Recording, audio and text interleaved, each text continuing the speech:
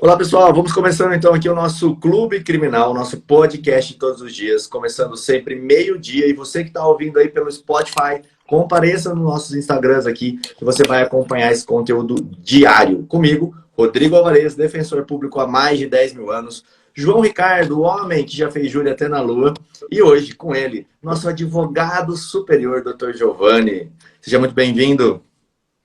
Olá Obrigado, pessoal, gente. sejam todos muito bem-vindos a mais esse episódio do Clube Criminal, seu encontro diário conosco, Rodrigo Alvarez, João Ricardo e sempre um convidado muito bem selecionado. Agradeço a presença massiva de todos vocês que nos assistem, nos ouvem ao vivo aqui pelos nossos Instagrams, Criminal na Prática João Ricardo Batista, e para você que está pegando o replay aí no Spotify. Para você que está ao vivo e quer ouvir os mais de 50 episódios anteriores do Clube Criminal, basta você ir no Spotify e buscar por Clube Criminal. Muito obrigado pela companhia e vamos parar de falatório e vamos para o que interessa, que é recurso especial com o nosso convidado mais que especial. Redundância muito pertinente a isso. Muito obrigado pela sua presença, meu amigo. Se apresente inicialmente para todos que estão nos ouvindo e nos assistindo. Diga onde nós conseguimos te encontrar e conta um pouquinho da sua história para quem não te conhece passar a te conhecer. Olá, oficialmente. Você viu que eu quase que atropelei a sua fala, né? Porque quando fala em recurso especial, eu fico ansioso.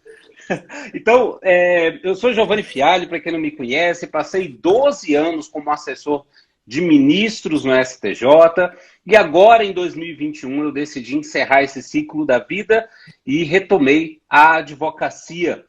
E tenho aí uma experiência de aproximadamente 18 mil RESPs analisados nesse tempo que eu fiquei no STJ, aproximadamente 14.500 eu minutei o voto ou a decisão para o ministro, né? E eu resolvi criar um curso, essa ideia já existe há uns 5 anos, eu venho trabalhando nela, e tem um pouco mais de 2 anos que se tornou público, chamado Advogado Superior. Então, em todas as redes sociais com esse nome, Advogado Superior, o pessoal pode me encontrar, inclusive nas lives semanais que fazemos no YouTube, toda quinta-feira à noite também. Excelente. Rodrigo, ingressemos com a nossa sistemática aqui do Clube Criminal. Para que você que está assistindo, ouvindo, e é a primeira vez que você está aqui junto conosco, você entenda como é a sistemática, nosso convidado ele fala cerca de 40 minutos praticamente sozinho, né? A gente vai ter uma palestra com algumas interações minhas do Rodrigo, e depois você pode mandar a sua pergunta aqui na caixinha, tem um ponto de interrogação, e a gente vai colocar essas perguntas para o nosso convidado, para que ele responda para você. Então é um palco de interação onde você também participa. Manda ver. Bora lá para o nosso tema, que é o que interessa. Vamos então falar sobre recurso especial criminal. Eu sempre acho curioso quando me perguntam sobre RESP criminal. Por quê? Existem aí o que eu brinco dos criminalistas raiz, que gostam tanto, tenho vendo aí o pessoal com a hashtag penal é mais legal, mas gostam tanto que não admitem nenhum exemplo do cível. Eu falo, calma, mas só um exemplo, eu dou um exemplo do criminal também, mas tem gente que fica indignada, eu acho muito curioso isso. Por que eu acho curioso? E eu dou exemplo de todas as áreas possíveis quando falo sobre RESP. Porque é igual a lógica, a estrutura do RESP cível em qualquer área. Eu vou até fazer uma diferença que existe no dia a dia do STJ. Costuma-se dizer, a matéria é penal ou não penal. Então, qualquer que seja, penal ou não penal, a estrutura básica do RESP é a mesma. Ah, mas é porque no criminal tem a preservação da vida, da liberdade, direitos fundamentais. Sim, mas a estrutura técnica processual do recurso especial é a mesma. E eu vou mostrar isso.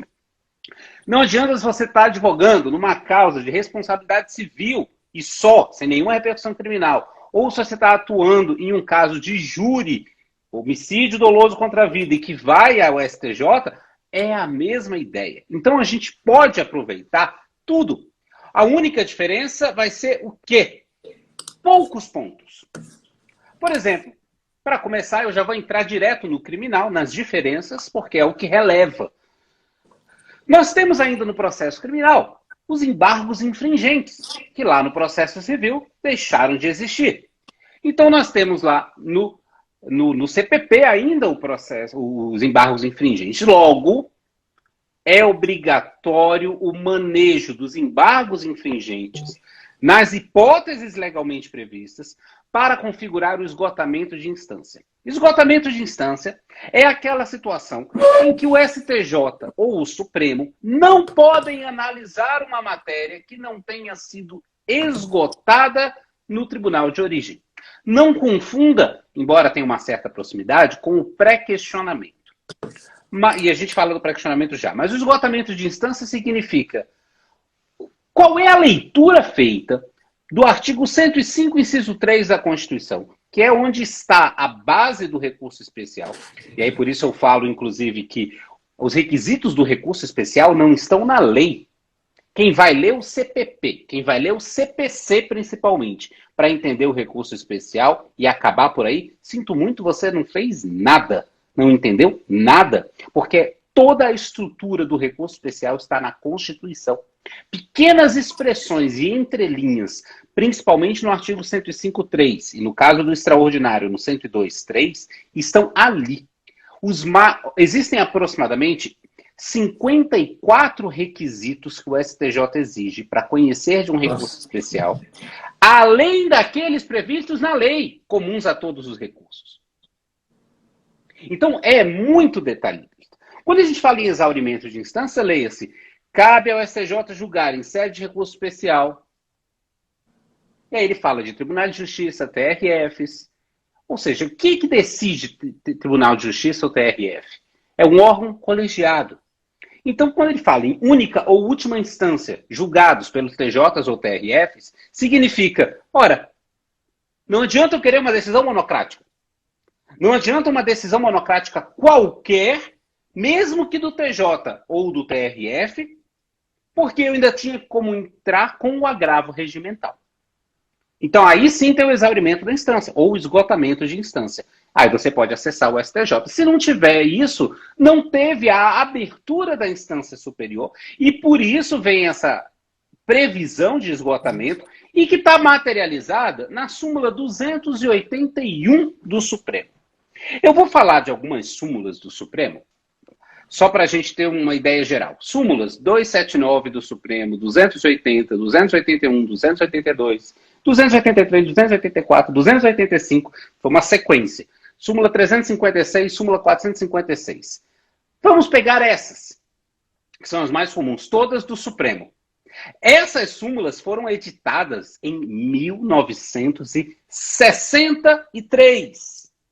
Costumo brincar. Minha mãe tinha 1 ano. Então, ainda na égide da Constituição de 46, essas súmulas foram editadas. E todas elas são aplicáveis até hoje. Por quê? Mas mudou a Constituição, mas não mudou o texto.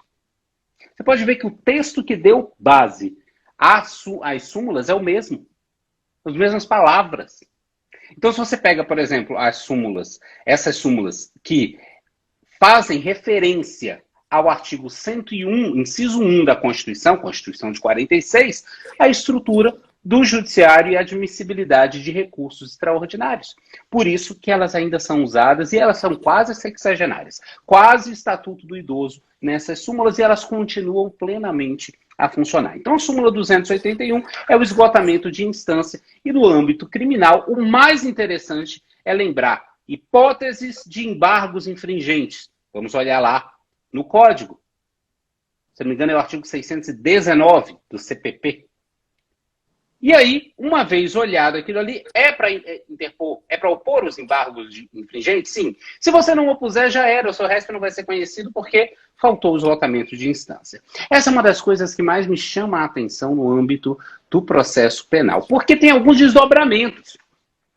Digamos que tenha havido uma decisão colegiada que se encaixe nas hipóteses dos embargos infringentes. Você entra com os embargos infringentes e vem uma decisão monocrática, rejeitando aqueles embargos infringentes. O que você tem que fazer? Agravo regimental. Não é porque houve um acórdão antes que isso significa esgotamento de instância, porque os embargos infringentes não foram julgados no colegiado.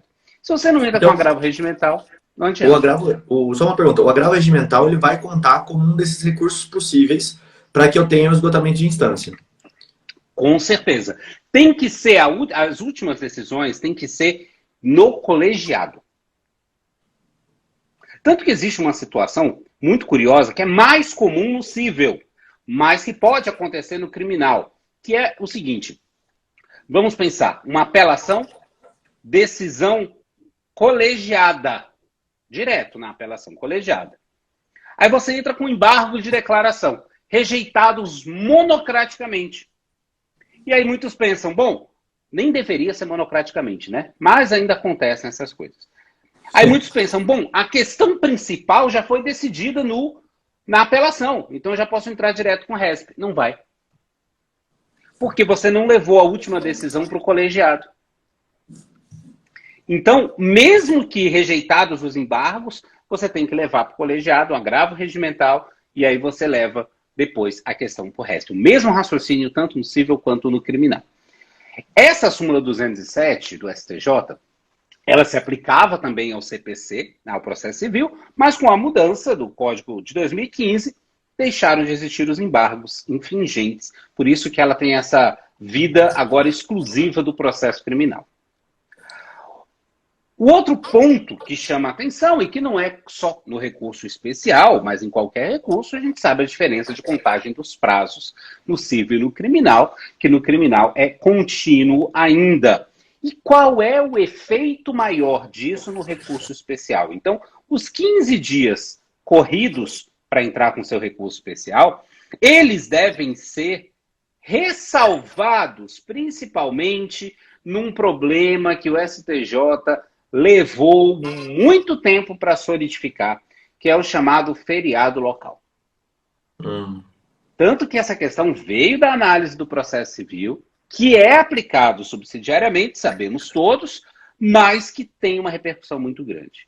Se você vamos dar um exemplo, agora, amanhã, dia 9 de julho, nós temos feriado no estado de São Paulo. Não vou nem considerar se ele foi antecipado ou não por conta das questões da pandemia, mas no calendário normal, amanhã é feriado devido à Revolução de 32.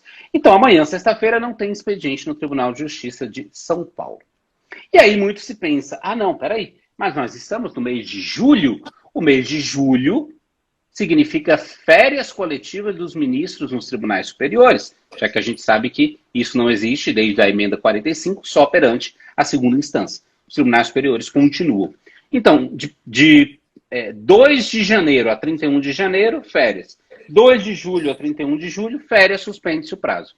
E aí eu vou pensar o seguinte, olha, se eu vou entrar com o RESP agora, está no meu prazo de RESP, o STJ está com prazo suspenso, logo o meu prazo do RESP está suspenso. Fico tranquilo. E aí você literalmente vai tomar na tarraqueta.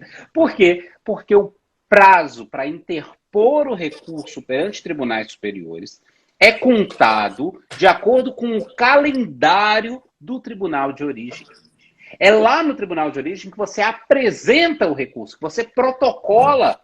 Tanto que a maioria faz o quê? Uma petição de interposição do recurso especial dirigido ao TJ ou TRF e uma outra petição complementar com as razões dirigida ao STJ, coisa que, inclusive, é praxe, mas não é nada necessário. Giovanni, aí entra também a questão... Hoje em dia, com os processos eletrônicos, né? Deixa eu só contextualizar minha pergunta. A gente tem que o procedimento estava funcionando, o SAG não funciona, o outro sistema não funciona. E aí o próprio tribunal fala, olha, então hoje não vai contar como um dia útil. Então esse dia não vai valer para prazo. Eu posso incluir isso então dentro do RESP também? Pode e deve. Principalmente se você deixou para apresentar o RESP ali nos últimos dias.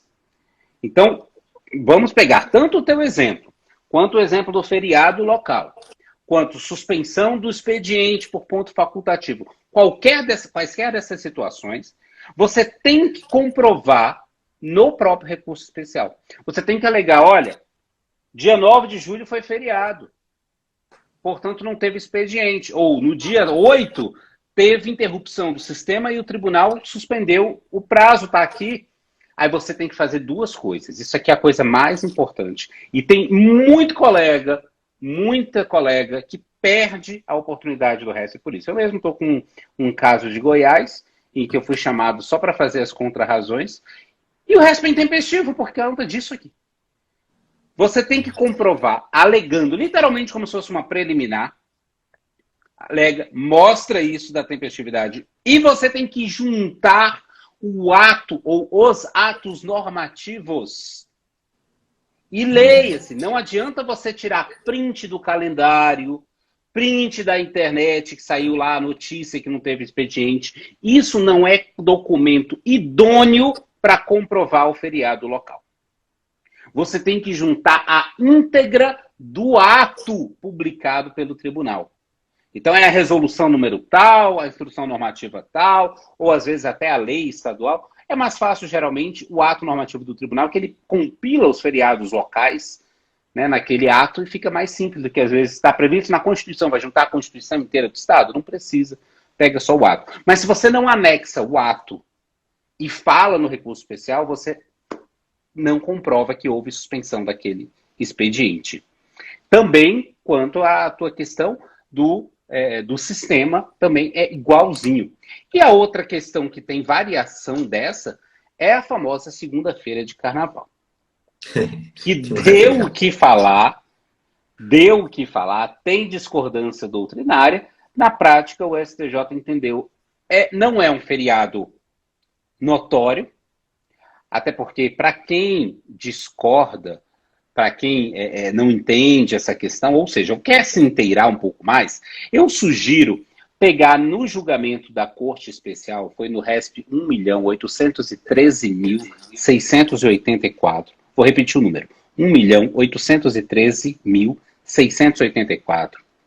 Ficaram vencidos alguns ministros, inclusive o relator, o Titio Raul Araújo, e o voto foi da Tia Nancy Andrighi. Quem não me conhece, eu chamo os ministros de Titio na maior brincadeira, a maior simpatia, tá? E ela fala o seguinte, olha, tem se falado que segunda-feira de carnaval é um feriado notório. É um fato público e notório, e, portanto, não precisaria comprovar. Só para termos ideia, neste ano, que eu não me lembro o julgamento, eu acho que desse voto dela foi em 2019, ela virou e falou, neste ano de 2019, os seguintes tribunais suspenderam o expediente na segunda-feira de carnaval. Aí colocou a lista. Esses outros aqui não suspenderam. A lista era quase metade. E aí me assustou, sabe, quando eu vi a primeira vez isso, eu falei, nossa, eu achava que fosse público e notório, todo tribunal suspendia, e não era. E aí começou a chamar a atenção. Pô, mas pode ou não pode? Tem que comprovar ou não tem? Tem que comprovar. Somente o feriado federal já está automaticamente previsto. Se você não comprova, da mesma forma, nós temos aí a discussão que ainda não foi pacificada, mas eu acredito que vai ser no mesmo sentido, porque não teria diferença prática, quanto ao feriado de Corpus Christi, que também não é um feriado local. E que tivemos agora em junho, né? Então, se não me engano, foi dia 3 de junho, e aí você tem que comprovar da mesma forma. Essa é a questão que, na prática, causa alguma tormenta. Esse ato, ele sai no começo do ano, normalmente, né? Desses feriados que já são mais previsíveis, vamos dizer assim. Por exemplo, Corpus Christi, tudo isso, pelo menos aqui na Defensoria, o pessoal publica sempre em janeiro lá, publica todos os feriados que vão ter para o ano todo. Geralmente os tribunais fazem isso mesmo. Os próprios tribunais superiores também, que aí fica fácil, né? Já pega aquele ato, já guarda nos seus arquivos oficiais. Eu costumo dizer, já emendando com outro assunto, que o recurso especial ele é um recurso simples de ser interposto. Quando você peticiona o RESP, você não tem que juntar um monte de documentação. Por quê? Você não tem a mesma metodologia do agravo de instrumento, por exemplo. Você forma um instrumento processual à parte. Ele é juntado, encartado aos autos e sobe tudo. Então, o que você tem que juntar? Tem gente que pergunta, você tem que juntar o acórdão recorrido? Não. O acórdão recorrido está nos autos. Não precisa disso. Você tem que juntar, essencialmente, os seguintes documentos. Primeiro, se não for justiça gratuita, a GRU com comprovante. Segundo, no caso de feriado local, o ato normativo. E somente na hipótese de você alegar dissídio jurisprudencial, que está no artigo 105.3c da Constituição, você tem que juntar os acórdãos paradigmas. Se você não alega dissídio, nem isso você tem que mudar. Então, digamos a situação em que não teve feriado local, Você está sob justiça gratuita e não alega dissídio. O que você vai juntar? Nada. Tem até uma pergunta dessa aqui, Giovanni, não sei se eu posso encaixar nesse momento, que eles falavam justamente isso. Ó, eu tive uma decisão do tribunal que foi contrária à jurisprudência do STJ. Tá?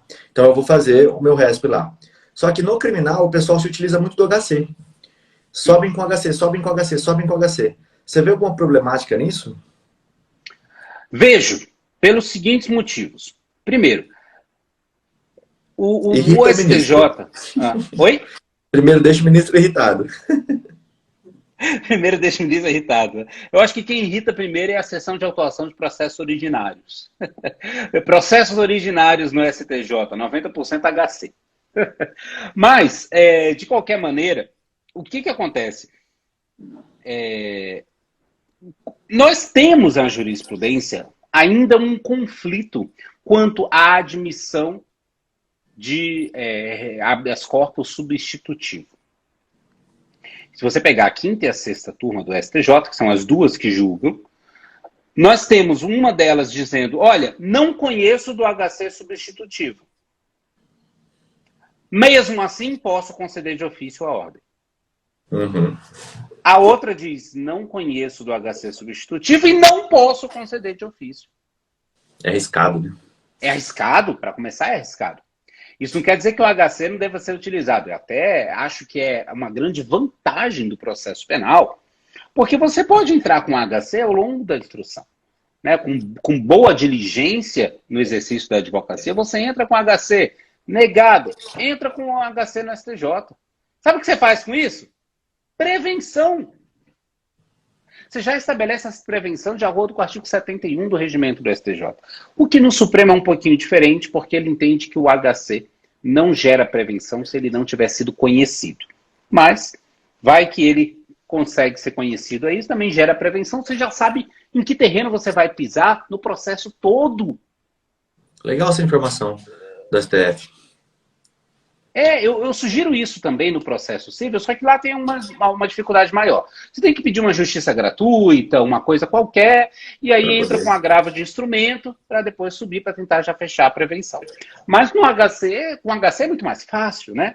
Então, você tem que, já faz essa prevenção, acho que vale muito a pena você saber em que terreno vai estar pisando. Que aí você já consegue se organizar. Sabe qual é o melhor RESP que existe? Aquele RESP que se inicia lá na primeira instância. No processo civil, eu falo lá na sua inicial ou na sua contestação. No processo penal, é na sua defesa. Ali você já tem as coisas mais definidas. E é curioso porque, como que já estão as coisas mais definidas? Porque é claro que o réu se defende dos fatos, e não da tese jurídica, tanto que nós temos os institutos que no processo civil não existem, aberratio delictus e tal. Então, por isso é que nós precisamos já entender, bom, eu estou tentando uma desclassificação do tipo para contravenção. Essa é a minha tese. Ok, então eu já vou alegar ali os elementos específicos e trazer o artigo, porque isso é uma forma de o juiz se manifestar sobre aquele artigo, tanto que se for uma tese relevante aí cabe embargos, porque isso já cava o meu RESP. O RESP, e isso é muito importante, é o ponto mais importante de todo o RESP. Não está o STJ nem um pouco preocupado com a justiça do caso concreto. Aquela brincadeira que se coloca ali, que agora dizem que é cringe, né? Cringe, nem sei falar disso. Por isso pede pela mais lídima justiça. Quem coloca isso, ok. Paz, minha excelência. Paz, minha excelência. Pois é. Não vai adiantar nada no STJ, porque a Constituição estabelece que o STJ não vai analisar o caso concreto. Ela vai analisar o quê? Afronta à lei federal. Tanto que ontem eu estava em uma reunião e eu comentei com os colegas sobre isso. Falei, olha, o pedido no recurso especial, ele é a coisa mais simples, brinco até, idiota que existe. Você não precisa fazer um pedido igual você faz numa inicial, numa defesa, num recurso de apelação. Você pode colocar em 3 linhas, por isso pede sejam reconhecidas as violações acima declinadas. Acabou. Esse é o seu pedido no recurso especial. É uma coisa muito boba, porque você simplesmente não vai pedir que seja reconhecida a imaterialidade do crime, a falta de autoria, você não vai pedir para reconhecer a justiça gratuita, que não houve isso. Não, não é nada disso, isso aí é tudo direito subjetivo.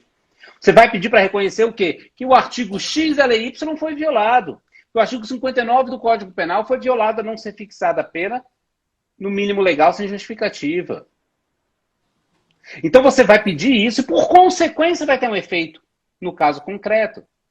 Muda a forma de pensar, né? É outra forma de pensar. E nós temos, na nossa formação jurídica, uma questão muito curiosa. Todo mundo, desde o primeiro semestre da faculdade, as primeiras linhas do direito, começa a falar o que é o direito. O direito é a norma aplicada no caso concreto. Se não tem direito, ela é só uma norma abstrata, não serve para utilidade, para regular as relações sociais. A gente começa a ouvir isso desde o início. E a gente pega a teoria, por exemplo, tridimensional de Miguel Reale. Ele diz que o direito é fato, valor e norma. Mas olha que interessante. Valor é um critério subjetivo de análise. É fato e norma. É separado. Primeira e segunda instância, a gente foca nos dois. Tribunal Superior somente na norma. Não tem o fato ali, por isso a súmula 7. Ou 279 do Supremo, 126 do TST, 24 do TSE. Todos os tribunais superiores têm essas mesmas súmula 7. Exceto o STM, que na prática é um tribunal de apelação. Então, nós precisamos entender cada vez mais a questão abstrata do direito. No RESP, eu faço a seguinte comparação. Redija o seu RESP como se você estivesse redigindo uma ação direta de inconstitucionalidade. É a melhor forma que existe. Porque você não vai analisar o que a dona Maria sofreu, o que o seu João quer. Você vai analisar a lei abstratamente considerada. No caso da DIN, em face da Constituição. No caso do RESP, a lei federal por si só interpretada. Então, se você quer somente aquele ponto, ora, não é o crime tal, é uma contravenção. Então, você alega que o artigo X do Código Penal foi violado e o artigo X da lei de contravenção foi violado porque não se trata no elemento tal, no elemento tal e no elemento tal daquele tipo. E sim daquela contravenção. E aí você leva aqueles dois elementos. E por isso aquele artigo foi violado, então, por essa razão, no caso concreto, tem que ser revisto. É consequencial. No criminal aqui, a gente tem esse grande problema de pensar assim, né? Olha, é a violação da lei que lá no final vai mexer no meu fato. E não o meu fato que vai demonstrar ali a violação da lei. É o contrário que a gente tem que pensar. Só que como a gente tem esses HCs, e no HC, apesar de não poder discutir fato, a gente sobe com o HC discutindo fato. E os ministros olham lá e falam, poxa, nesse caso está tão visível que não pode ser assim que eu vou dar aqui. Tipo, o pessoal quer tentar de tudo, né? Fica essa ideia. Sem dúvida nenhuma. E eu vou trazer dois exemplos. Um é porque é muito comum. Nós temos muitos mitos quanto a recurso especial. Eu acho que parte da doutrina contribuiu com esse mito, parte da academia dos professores também. Não acho que exista uma culpa. Existe uma cultura jurídica que não é só de um lado, mas de todos os operadores. De que o STJ é inatingível. Primeiro que a maioria não é de Brasília, né? Então ir a Brasília, advogado do interior, poxa, ir à capital, pô, é uma coisa assim, absurda. Tem advogado do interior que não vai até a capital do seu estado, né? Que tem algum receio e tal. Então, existe esse mito, essa ideia de poder inatingível. De qualquer modo, esse é um dos motivos pelos quais eu chamo os ministros nas minhas aulas de titio, porque a gente tem que aproximar, sim, a advocacia tem que saber que é muito mais simples do que se pensa. Então, o primeiro ponto, se você vai chegar ao STJ, você só tem que falar a língua dele, é igual quando você vai conversar com uma criança. Você não vai falar, olha, não tripudie o seu amiguinho para criança de 7 anos. Você tem uma outra postura ali. Né? Uma coisa a gente está conversando sobre assuntos jurídicos e aí conversar no bar, com amigos que não são da área. Então é mais ou menos essa ideia. Fale a linguagem do STJ. O artigo X da lei Y foi violado por conta disso, disso, disso. Coloca um primeiro parágrafo introdutório, resumindo, igual fazia na redação do colégio, introdução, e depois você desenvolve como você quiser. Posso citar doutrina? Pode citar doutrina, mas lembre-se que, na minha opinião, e aqui realmente é bem subjetivo, a doutrina contribuiu um pouco com os mitos e bobagens até sobre recurso especial, porque ela traz ideias, ela reflete sobre o papel do RESP e do STJ, mas não na prática. Por isso que eu brinco que eu não quero ser doutrinador, eu quero ser um operador verdadeiro do direito. Mostrando, olha, não adianta, eu não concordo com a ideia do pré-questionamento. Aí vem doutrina falando de 3, 4 páginas explicando por que não concorda. Tudo bem, mas o STJ exige, o Supremo exige, e não é um requisito brasileiro. Esse requisito existe desde 1789 no direito norte-americano. A Esse chamada... ponto... Ah, Desculpa, pode terminar, depois eu pergunto. a lei, o que a gente poderia dizer que é a Lei de Organização da Justiça Federal Americana, naquela época, já previu que um tribunal de segunda instância não podia analisar uma matéria que não tinha sido apreciada antes por um juiz de primeira instância. É a ideia do pré-questionamento. E ela foi incorporada no direito brasileiro pelo grande admirador do direito norte-americano, que foi Rui Barbosa, que redigiu a Constituição de 1891. O pré-questionamento está no nosso direito desde 1891. Em todas as constituições. Então podemos ter críticas doutrinárias e debater sobre isso, mas na prática é exigido. Então não adianta a gente querer fechar os olhos para ele. A hora de discutir não é aqui no processo.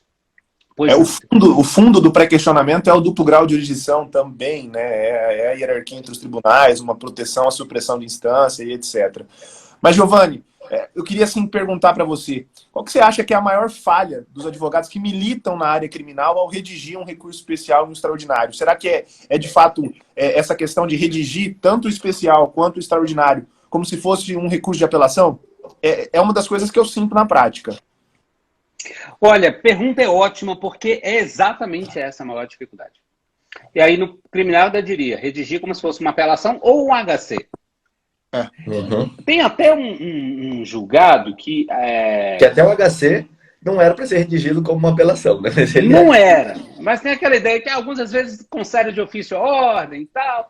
Mas como falamos no início, uma das turmas do STJ entende que não conhecendo, não pode conceder de ofício. A outra entende que concedendo, mesmo não conhecendo, pode conceder de ofício. Então, você vai ficar numa loteria?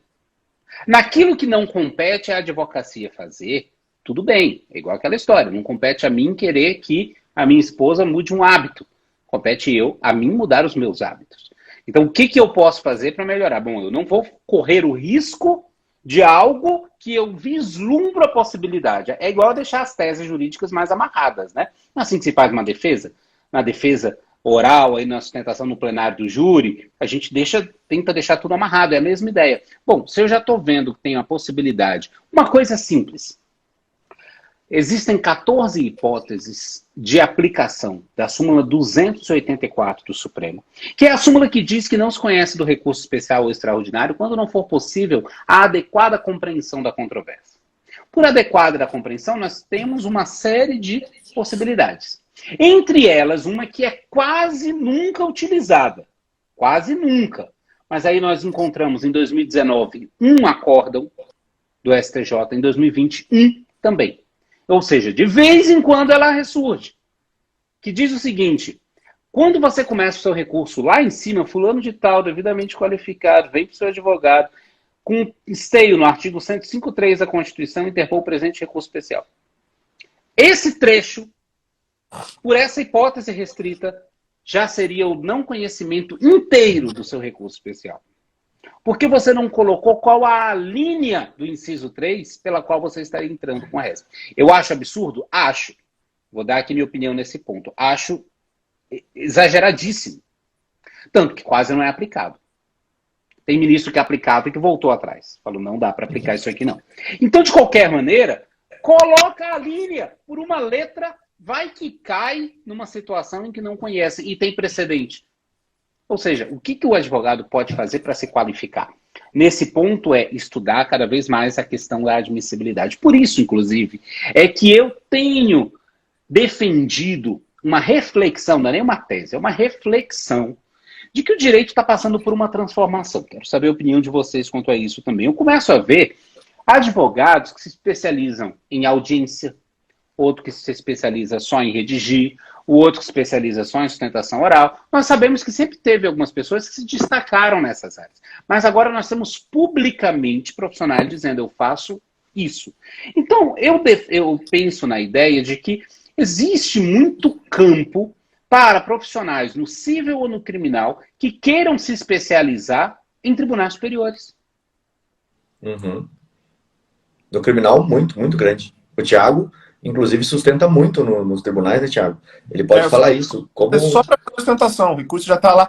E aí eu vejo, né, Giovanni, até porque eu estava discutindo com você isso, aí eu vejo como que redigem, às vezes não dá para salvar, recurso especial como apelação. No criminal a gente tem uma outra saída que às vezes é alegada nos RHCs, nos recursos em habeas corpus ou nos ROCs, que é o ônus da impugnação específica, que também falta muito nos recursos criminais, né? Você chama, o Giovanni nem sabe disso, mas o pessoal aqui do escritório, né, e eu também, a gente bebe muito da tua fonte. O pessoal aqui do escritório tudo fez seu curso para fazer que bacana. Extraordinário, agravo e etc. E você chama no teu material, acho que de não infirmar a impugnação ao acórdão, acho que alguma coisa assim que eu me lembre. E é o tal do princípio do ônus da impugnação específica. Isso é uma matéria que no direito criminal eles usam muito também, porque o recurso, o RHC, ele não tem as limitações cognitivas assim que a doutrina colocou, como você disse, para o recurso especial. Então eles saem por esse campo, né? Às vezes é uma das matérias que é alegada nas contrarrazões do RHC para que ele não seja conhecido e etc, para enfraquecer ele nas instâncias superiores. Mas de fato, vou voltar a esse tema porque eu quero que você fale um pouquinho disso para os advogados criminalistas, mas concordo sem dúvida com você que o direito está mudando e a gente vai ter cada vez mais a especialização mais afunilada, né? Hoje o clínico geral já não consegue mais advogar na advocacia criminal e daqui a pouco o advogado criminalista ele mesmo vai ter olha, esse sujeito aqui é um cara que cuida bem da parte de investigação, porque ele manja de investigação defensiva, mas não é um advogado para processo. Esse sujeito é um cara que toca bem o processo, aguenta fazer uma instrução criminal, mas não é um cara para sustentar em tribunal, não é um sujeito de recurso e etc. Concordo em gênero, número e grau com você. Concordo sim. Acho que o Rodrigo também concorda com isso. Né? O João Ricardo, por exemplo, é um cara que é um advogado de júri, é um advogado que faz júris, etc. É a especialização dele, é o nicho dele, é com que ele mexe. Né? Mas eu queria que você falasse um pouco sobre isso, sobre esse ônus da impugnação específica, o que você vê que falta nisso também, etc. O quanto que isso é importante. Olha, essa questão é importantíssima. Que bom que você levantou ela, porque a impugnação específica é uma coisa que está trazendo agora para o CPC atual. Está positivada, somente no artigo 932, inciso 3, mas que ela já existia. A impugnação específica nós podemos traduzir numa linguagem mais simples como uma mera dialética. E a dialética a gente aprende desde colégio, não é nem de faculdade. Aquela ideia do silogismo, da lógica aristotélica, de premissa maior, premissa menor, conclusão. A ideia de argumentar questionando os pontos todos. Esse ponto que você falou aqui, quando o recurso não impugna especificamente todos os fundamentos da decisão, que sejam autônomos e suficientes, ele está materializado em duas súmulas. Súmula 283 do Supremo, que é uma daquelas de 1963, e súmula 126 do STJ, que fala a mesma coisa, mas tendo com base um fundamento constitucional e um fundamento legal. Ou seja, se eu tenho 3 motivos, eu costumo dar um exemplo, inclusive no meu e-book eu falo sobre esse assunto, e eu citei o seguinte exemplo. Digamos que uma mãe esteja conversando com uma filha, adolescente, e a filha fala, mãe, amanhã vai ter uma festa na casa de fulano, posso ir? E a mãe fala, não, porque você está com nota baixa no colégio, não arrumou o seu quarto e, sei lá, não escovou os dentes ontem. Aí a filha vai argumentar, naturalmente. Mas mãe, eu escovei os dentes ontem, tanto é que está lá a escova molhada, você que não viu. Um dos fundamentos ela não questionou? Ponto. E os outros 2? Nada. Se aqueles outros fundamentos, simplesmente a mãe fosse, não porque você está com nota baixa no colégio, não era suficiente para manter a decisão dela? Dela não ir à festa? Era. Então o que ela tem que falar? Todos os fundamentos. Eu escovei os dentes sim, a minha nota já está recuperada, está aqui o boletim, o meu quarto está arrumado, você que não entrou lá. Então, fazendo essa comparação bem lúdica, assim, é exatamente isso. Só que a gente tem que pegar os fundamentos da decisão e fazer, eu costumo brincar que o legal é fazer um manuscrito, uma tabela pequena, desse ponto, esse ponto, esse ponto. Tem um caso... É quase um liga as colunas, né? É quase um liga as colunas. Perfeito! Tem que ser assim. Senão fica muitas vezes aquela brincadeira de criança. Seu bobo. Não, bobo é você. Não, peraí, vamos, né? explicar por que não é aquela situação. Essa é uma grande dificuldade. E se nós pegarmos, eu estou até com a página do STJ aberta aqui, e eu vou pegar em 2 segundos uma informação curiosa. Se nós jogarmos, é claro que eu uso algumas técnicas de pesquisa de jurisprudência, mas se nós pegarmos a súmula 283,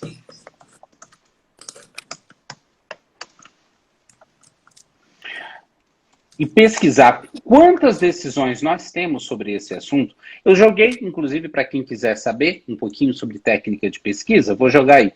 Jogar a palavra súmula, espaço ADJ3, espaço 283, entre aspas. Nós encontramos 115 mil decisões monocráticas. 115 mil decisões monocráticas. Não estou nem falando de acórdãos. Ou seja, tem pelo menos 115 mil processos que não tiveram impugnação específica. Isso se a gente for usar a súmula 126 do STJ também, já é o outro assunto, já temos mais 30 mil decisões. Por quê? Por falta de dialética. Do liga e coluna. Liga e coluna. É muito mais simples do que se pensa o RESP.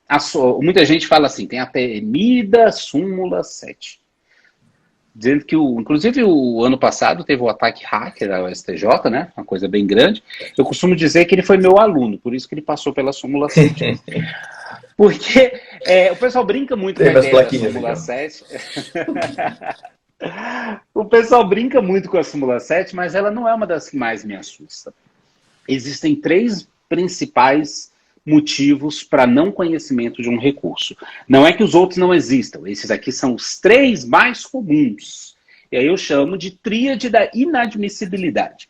O primeiro é a falta de pré-questionamento, que muitas das vezes a advocacia consegue resolver, mas não Esse aí eu tenho uma perguntinha para você depois, mas pode continuar aí. Depois eu faço. Legal, pergunta. O segundo é a súmula 7, que muitas das vezes se pode evitar, mas nem sempre. E o terceiro, que esse sim me assusta, é a súmula 284, que é a não compreensão da controvérsia, porque tem pelo menos 14 hipóteses de incidência e todas podem ser evitadas na petição.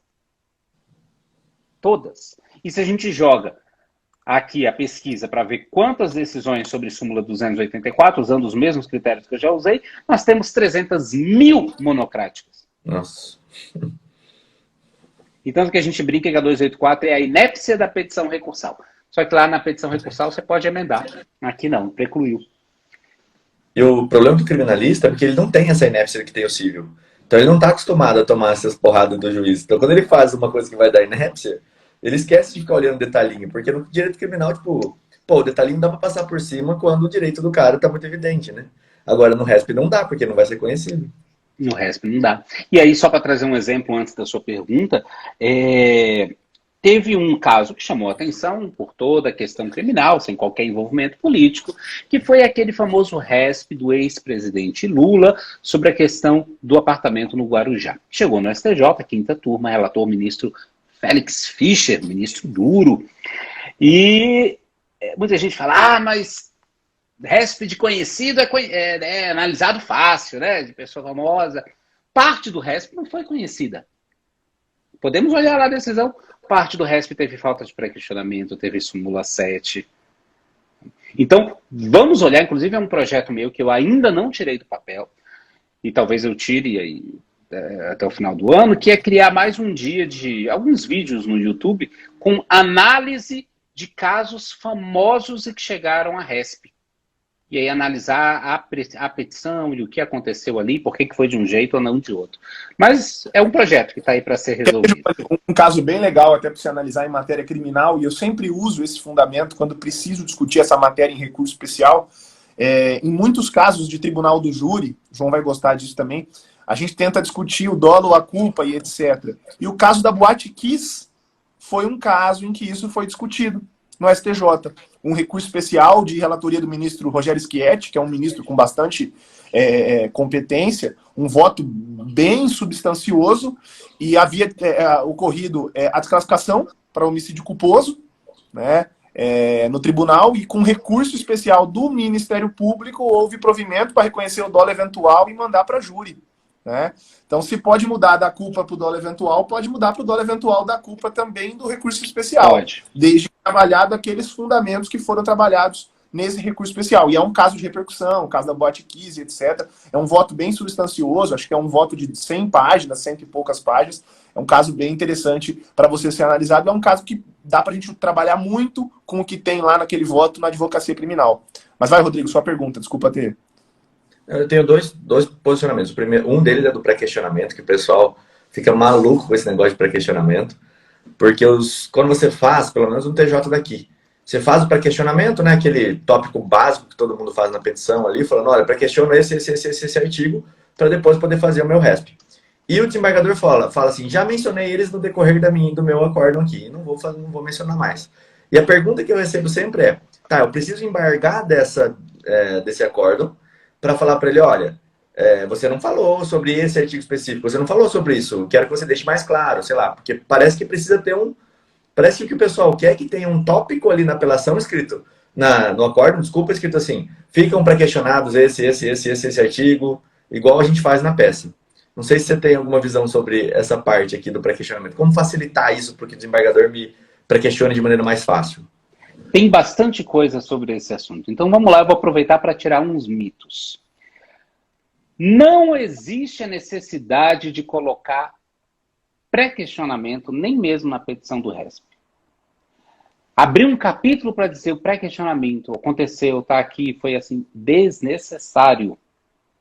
Isso só é exigido em um lugar. Recurso de revista junto ao TST, porque está previsto na CLT. Fora isso, não. Então, o RESP, nem criminal, nem civil, você não precisa abrir tópico de pré-questionamento. Esse é um dos mitos. Segundo, você não precisa abrir tópico de pré-questionamento nos embargos de declaração ou na sua apelação. O pré-questionamento não é a menção a um dispositivo. Por isso que quando os tribunais, às vezes, fazem dou por pré-questionados os artigos X, Y, Z, isso não serve para nada, isso é água. Porque pré-questionamento é o efetivo exame, o debate, a análise de uma matéria. E não necessariamente de um artigo de lei. O pré-questionamento é a análise de, por exemplo, o princípio da não surpresa estabelece isso assim, no caso não aconteceu por conta daquilo. Eu não citei em momento algum o artigo 10 do CPC. Mas você não sabe que ele está lá no artigo 10? Sabe. Eu posso entrar direto com o RESP alegando afronta ao artigo 10? Pode. Porque nós temos 4 espécies de pré-questionamento. E aí é que vem a confusão. Pré-questionamento explícito, implícito, ficto e numérico. O pré-questionamento explícito, também chamado de expresso, é o que é maravilhoso. O tribunal fala, à luz do princípio da não surpresa, que está no artigo 10 do CPC, ou seja, ele falou do tema, falou do dispositivo correspondente e analisou a matéria. Está lindo, é o sonho. Mas o pré-questionamento expresso não é exigido, ele não é obrigatório.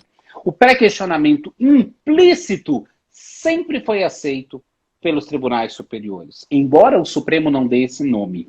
O Supremo dá um outro nome, mas só para fins didáticos vamos usar a terminologia do STJ.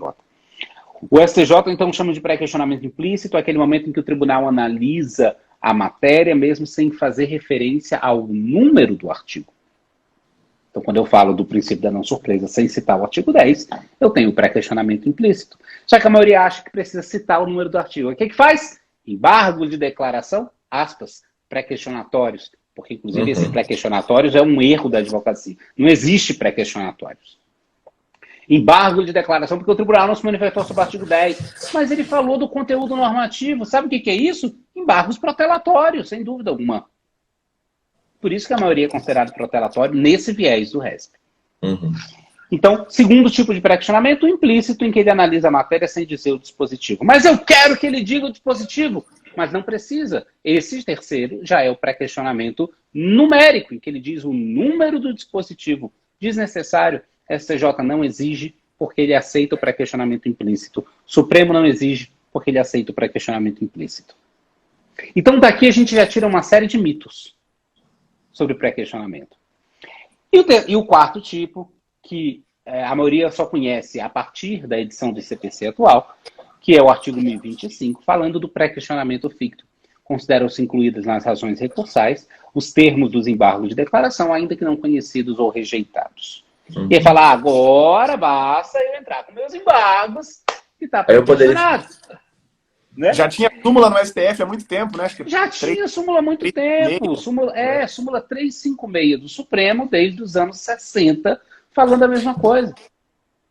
Não é novidade. A diferença é que o Supremo aceitava, o STJ não. Aí nós temos um embate, súmula 356 do Supremo, aceitando o pré-questionamento ficto, súmula 211 do STJ, não aceitando. Mas, pasmem, excelência, o Supremo começou a fazer um início de mudança quanto à interpretação da súmula 356. E nós temos alguns votos do titio Toffoli, titia Ellen Grace, e teve ainda a Carmen Lúcia, ainda no CPC de 73, já introduzindo uma releitura da súmula 356, dizendo que não era desse jeito o pré-questionamento ficto. Mas esse tema morreu antes dele ganhar repercussão, porque veio o CPC atual e disse que pré-questionamento ficto é válido. Tanto que existe, inclusive, uma corrente que defende a inconstitucionalidade do artigo 1025 do CPC. Mas, de qualquer maneira, vamos deixar isso aí para os bastidores, ou quando vier a público mesmo algum questionamento.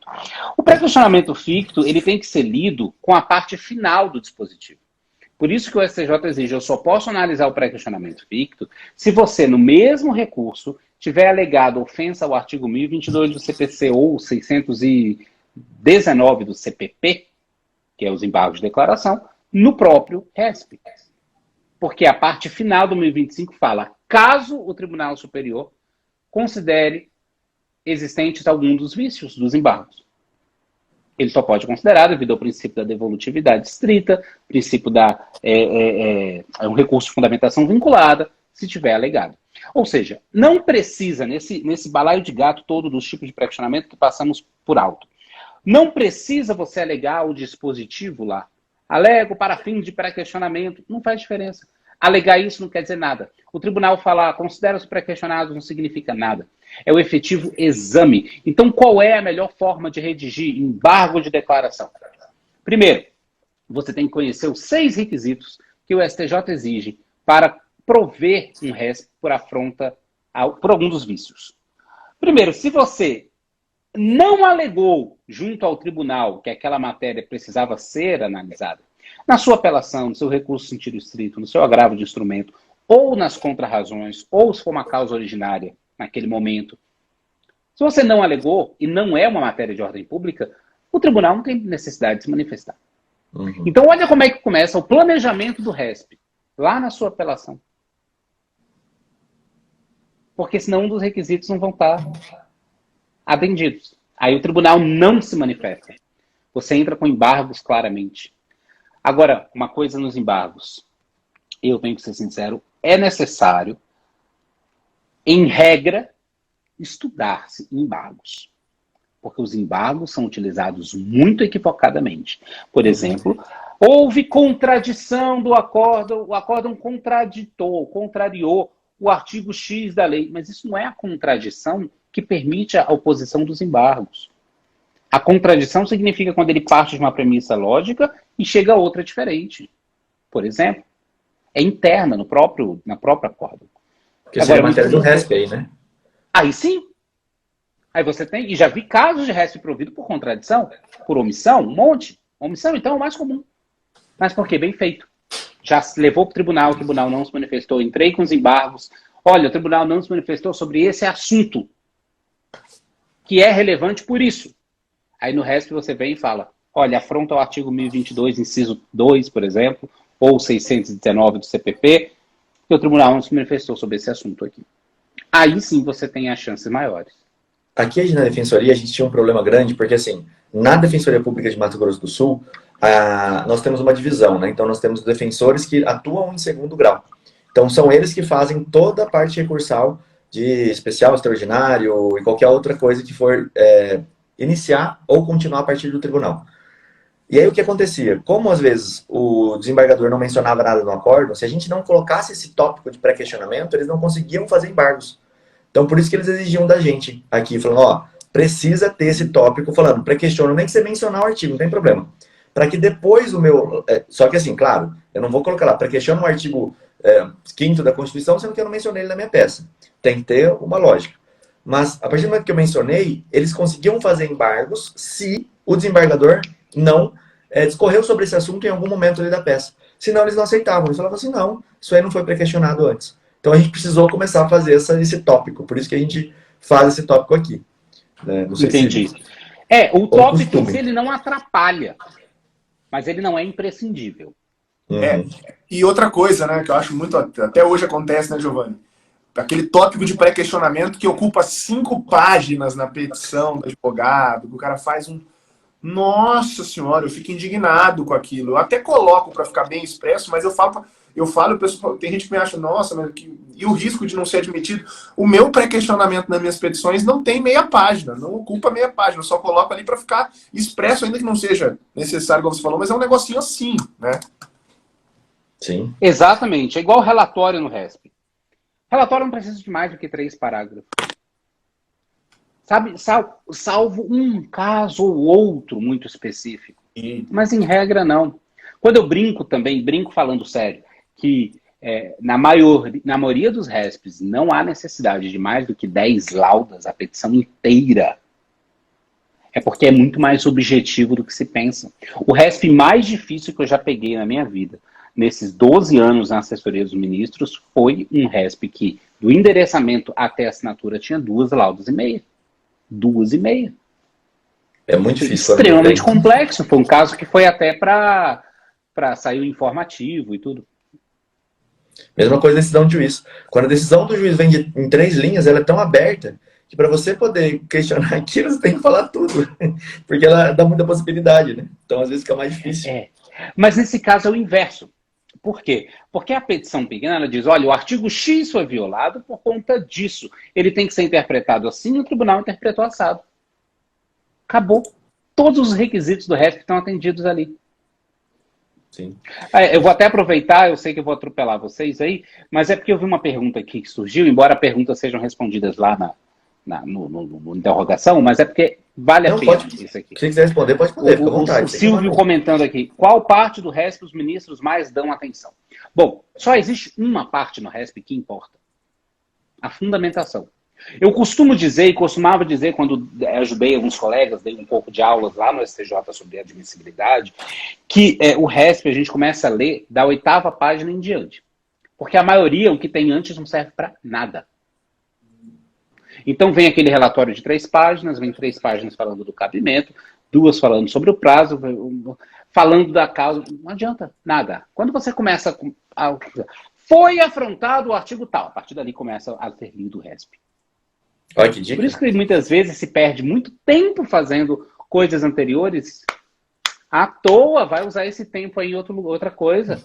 Aí o essencial o artigo X da lei Y foi violado, porque a interpretação dada foi essa, mas a interpretação correta é aquela. Se já tem precedente do STJ, súmula, qualquer coisa cita. Se é uma tese nova, aí sim traga a doutrina.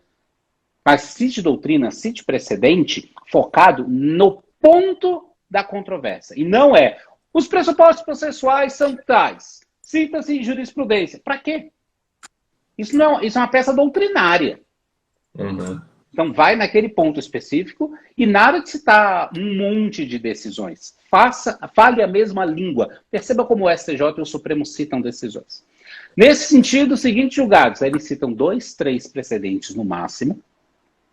E às vezes colocam embaixo em um parágrafo. Nesse mesmo sentido, aí vem só os números. Uhum. Fale a mesma língua. Faça desse jeito também. Até mesmo os termos, assim, né? Eu sempre falo, pessoal, eu procuro explicar a matéria num recurso especial, num extraordinário, e até nos habeas corpus também, que vão para os tribunais superiores, usando os termos que os tribunais superiores usam. Isso é muito importante. Ainda mais hoje, ainda com esse negócio das inteligências artificiais aí, etc., dos robôs, é muito mais importante você falar a língua deles, né? Sem dúvida. Isso, inclusive... Perdão. Pois não. Não, pode falar, Giovanni, vai lá. Isso, inclusive, me chama a lembrança uma reflexão que a programação neurolinguística faz, que é o chamado rapport em francês, que escreve com 2 P's, que nada mais é do que um processo de empatia extrema. Então, muitos terapeutas ou profissionais da área trabalham com isso. Se a pessoa tem o hábito de chamar um determinado objeto de... Estou com um copo na mão aqui, por exemplo. Se eu chamo de copo, chamo isso aqui de taça, ele não vai ficar chamando de copo.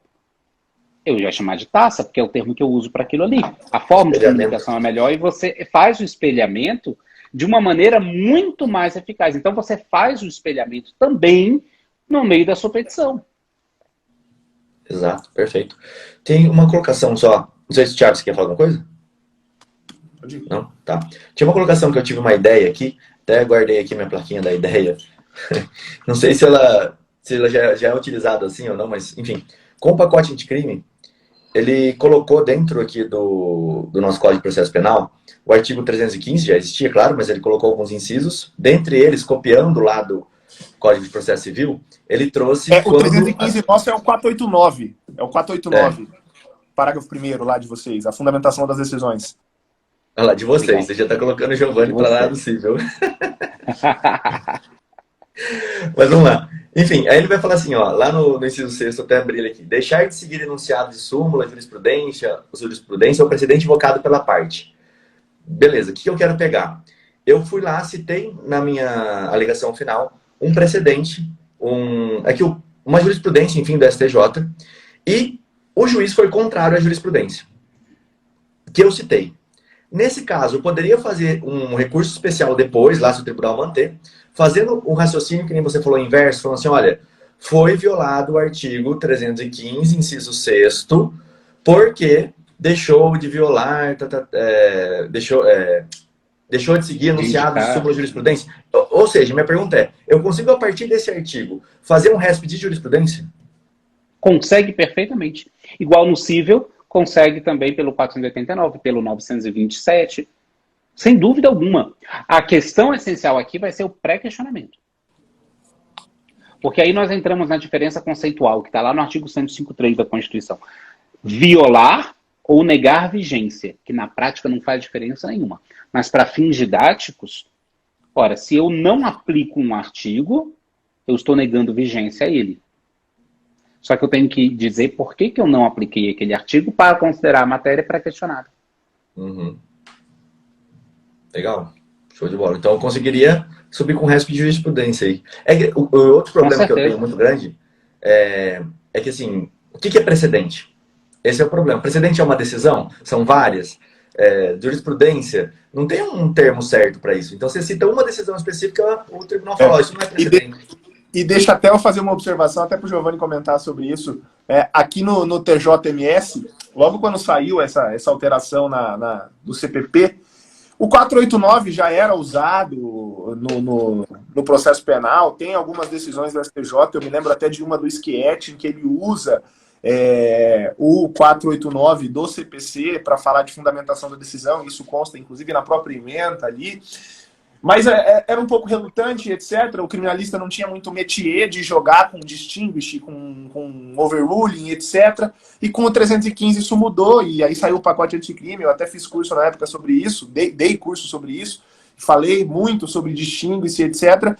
E aí não demorou muito, a Defensoria Pública do Mato Grosso do Sul, Rodrigo Salles, começaram a usar muito isso, e aí saiu uma decisão do TJMS numa das câmaras, e hoje ela é compartilhada por todas as câmaras, de que aquela jurisprudência que foi citada é uma jurisprudência, não é um precedente. E que o distingue-se só existe em casos de precedente. E não é isso que a lei diz, né? Porque tanto o 489, parágrafo 1º, inciso 5, quanto o 315, parágrafo 2º, lá no mesmo inciso, inciso 5, ele fala da distinção, do dever de distinção a qualquer precedente, súmula ou jurisprudência, né? E o grande problema de definir precedente, eu sempre falo isso para os criminalistas, é que nem nos códigos de processo civil, onde isso é um pouquinho, tem umas tentativas de definição ali, nem lá isso está consolidado, né? Talvez porque o nosso sistema não é um sistema de common law. Então é difícil você falar de precedente num sistema que não é um sistema de common law. Eu queria te ouvir o que você pensa sobre isso. Particularmente, acho que essa decisão do tribunal está equivocada. Existe um estudo doutrinário, inclusive, vou para deixar aqui o nome de 2 autores, eu gosto muito nessa área, Daniel Mitidiero e o Marinoni, nessa questão do que é precedente, o que é jurisprudência, o que é decisão, o que é vinculante. Então, eles aprofundam muito os estudos quanto a isso. Mas, de qualquer maneira, acho plenamente possível, nessa situação, quando o tribunal decidir isso, entrar com o RESP por afronta ao 315 ou também em conjunto ao 489 do CPC, se for o caso, para dizer, olha, tribunal, STJ, qual é a tese aqui? Ele tem que considerar somente precedente, qualificado, ou não, jurisprudência também vale? E acabar aí a tese. Porque com a maior dificuldade, eu pego a tese e tenho que trazer para o caso concreto. Não, a tese é acabar aí. Por quê? Porque o STJ, quando ele muda uma tese jurídica, uma premissa fixada pelos tribunais de origem, e ele não pode continuar a julgar, porque ele não vai analisar os fatos e a consequência naquele caso, ele simplesmente manda de volta para o tribunal rejulgar com base naquela premissa modificada. Então, tem chances, a meu ver, aí, só por conhecer a matéria assim, de isso ser levado ao STJ. Show de bola. Giovanni, a gente já está estourando muito tempo aqui. O papo está muito legal, então ele vai indo embora. Se deixar, a gente fica aqui até amanhã. Porque isso é um plano especial, né? Inclusive, vou chamar você em outra oportunidade, se puder, para a gente falar do extraordinário, né?